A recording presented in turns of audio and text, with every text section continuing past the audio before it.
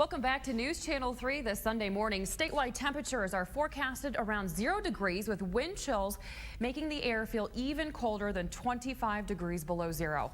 Now it's important to properly prepare for the extreme temps if you plan on heading outside. And joining us now with some safety tips is Dr. William Tressel, who is an ER physician at Borgess Hospital. Good morning to you, doctor. Good morning. So you made it in this morning. Quite the trek, huh? It was very.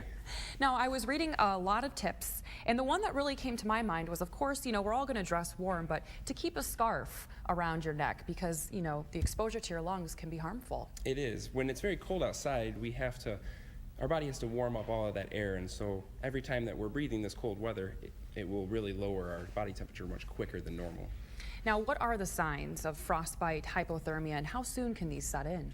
With the temperatures that we're looking at experiencing in the next couple of days, it can happen within a couple minutes. Frostbite and any exposed skin will first start with pins and needle sensation and then can also lead to paleness of anything, whether it's fingers, nose, ears, anything that's really exposed. Hypothermia, agitation, extreme shivering, confusion from loved ones, that kind of thing. And who is most vulnerable? Is it small children, the elderly? Exactly. People who don't really worry about what they're wearing or just forget to do that. So are you expecting maybe within the upcoming week some of these cases to come into the hospital? Is your staff prepared then for this type of thing? And we are. This is what we're trained for in the ER, and things, it's just that time of year. Right. So do you have any examples of what people should include maybe in an emergency kit in their vehicle? Extra clothes, blankets, a cell phone that they can call for help. Water, blanket, that kind of thing if you get stranded. That was almost me this morning. Yes, it was. Awesome. Now, another thing to keep in mind is when you have to go outdoors, how should you dress your children properly? Anything over or beyond an adult?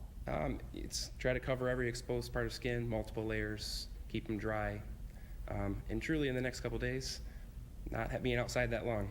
Carbon monoxide poisoning is another thing that we've seen with, generators running and that type of thing. Are you noticing that as well?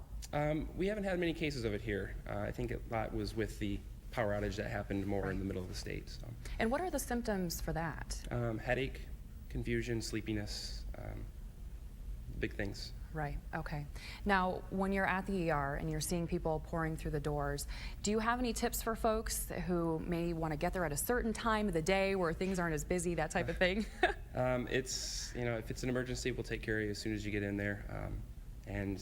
Unfortunately, things happen in the worst of times. Doctor, any other tips you'd like to have for our audience today? Try to stay out of the temperatures if you can. That's right, stay indoors. Thank you very much for joining us this morning.